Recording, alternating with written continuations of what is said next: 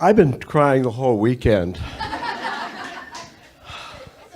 You know, this group, I just have to say that I have never been in a conference, and I've gone to conferences all through the last 20 years of my clinical social work career, and I've never been so sore back here, you know, just from, yeah, and I also want to apologize because, thank you, Karen, for the kind words about my book, but I'm realizing now that I didn't write this book.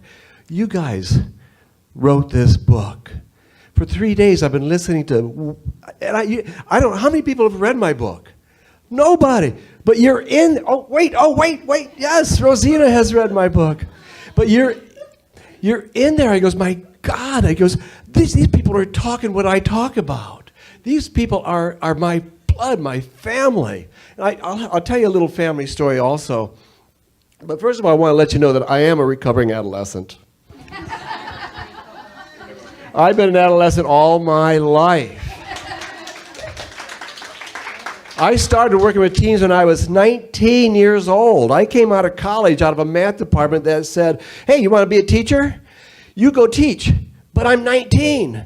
Go do it anyway. So I went to my old high school and I taught a pre-calculus class to kids 2 years younger than me. And I went away with that experience just like scratching my head. I couldn't believe it. So I went back, completed the degree, and started teaching.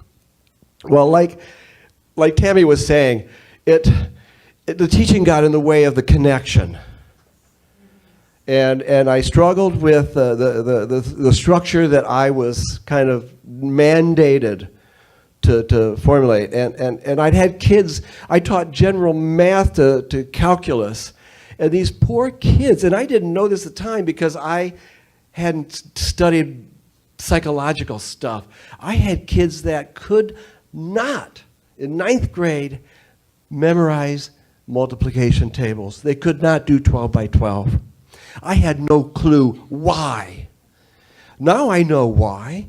They had a mathematical learning disability. And we have teachers for that now.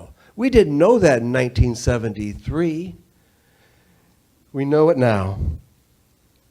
For 10 years, we've talked about bullying, and we talked about how kids can be mean to each other.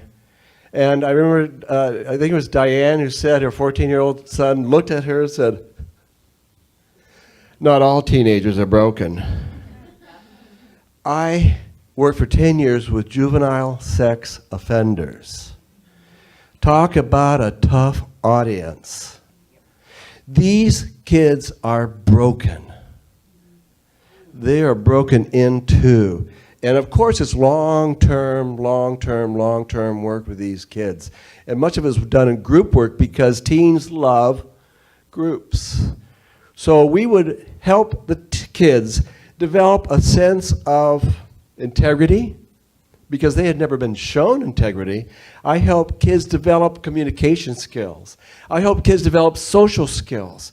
These kids come out of brutal situations, and in response to these brutal situations, they brutalized other kids. The issue wasn't sex. The issue was power. So we had to give those kids an idea that they were powerful without having power over someone else. You can only do that work for so long. And of course, I had to stop. And I went into a private practice after I got my license in 1991. And was fat and happy in a private practice, running 30 people through my office every week, getting paid by the insurance company, chasing money all over the place because, you know, insurance companies will deny claims systematically. And if you have ADD like me, it was really hard to follow up on this stuff. So I lost thousands of dollars just trying to get paid. In 1988, while getting ready to accept a full-time job at this organization of teaching of working with juvenile sex offenders as a treatment coordinator. I got a call from my mother. This is the morning of my first day. She's hysterical. She says, Ray, your niece called me. Now, my niece is an adopted niece and my older brother adopted. He has since had another child and yet another child. She told my mother that my brother had severely sexually abused them for years. And me, being the new social worker, said, we have to talk about this. The minute I said those words, my brother had not only molested my niece, who was adopted, but molested my natural-born niece also, who last word was that she was stripping somewhere in Texas. So he broke all of his children also. I says, we need to talk about this. So it went, in the conversation, it went with my mother saying, both children got molested. Oh, no, it was only Wendy. She got molested. Didn't happen to the other one. It didn't happen to either girl. It never happened. This is in a span of 5 minutes. The denial closed the door. Shut.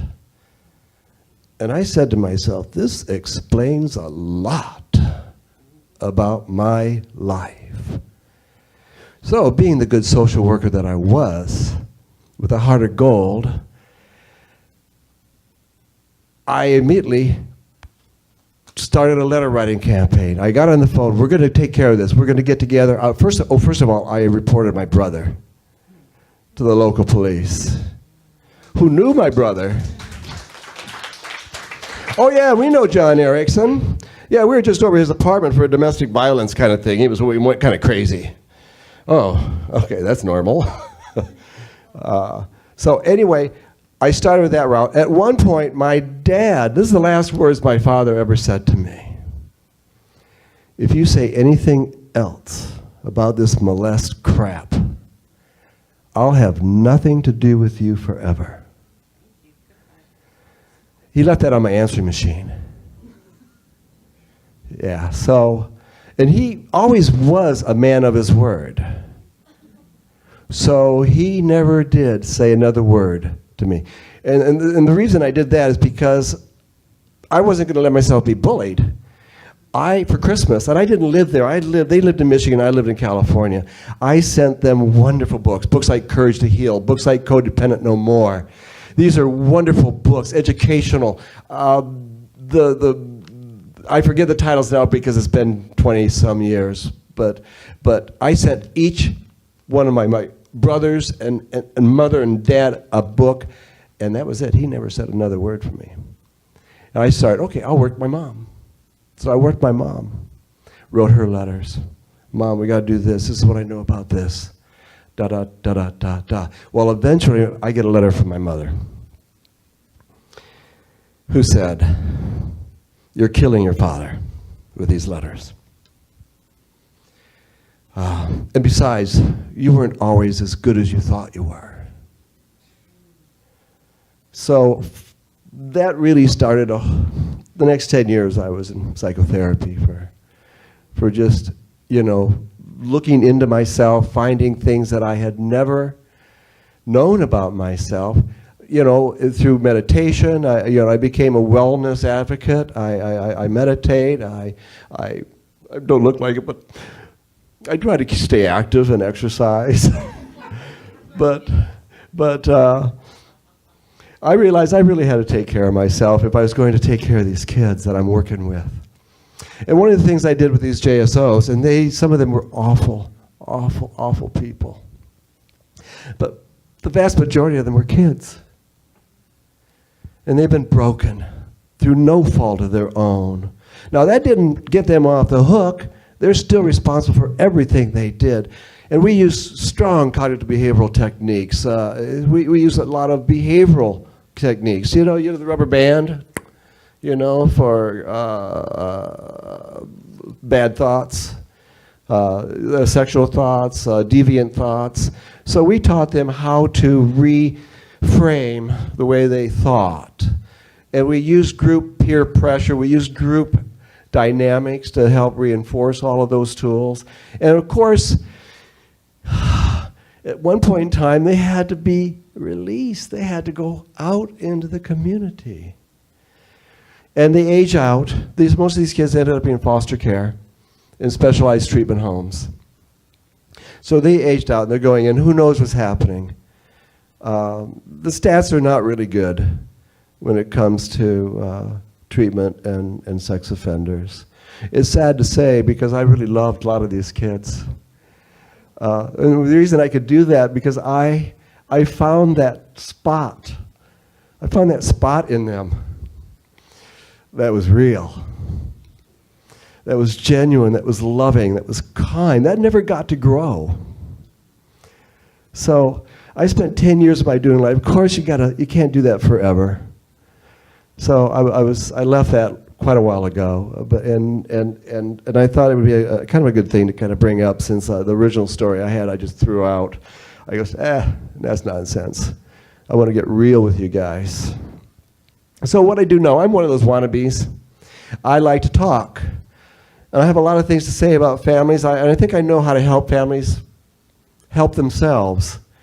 So I'm coming here, and I'm looking at all you wonderful, wonderful, talented, gifted speakers.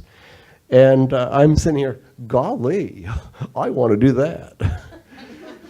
So here I am. I'm doing a practice run with everybody. And what I want to do is give my love to not just the teenagers sitting across from me in the chair, and not just to their parents who are torn and confused and afraid.